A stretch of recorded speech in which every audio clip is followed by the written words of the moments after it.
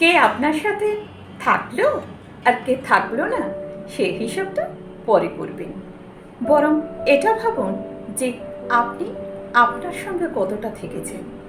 দিন শেষে এটা ভাবুন আপনি নিজের জন্য কতটা সময় ব্যয় করেছেন, নাকি রাতের অন্ধকারে গোপনে কেবল দুঃখের চর্চা করে গেছেন।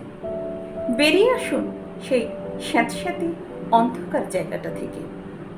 আপনি নিজের জন্য নিজে কতটা, এটা যেদিন থেকে বুঝতে পারবেন সেদিন থেকে দেখবেন আপনার দুঃখটা অনেকটাই কমে গিয়েছে।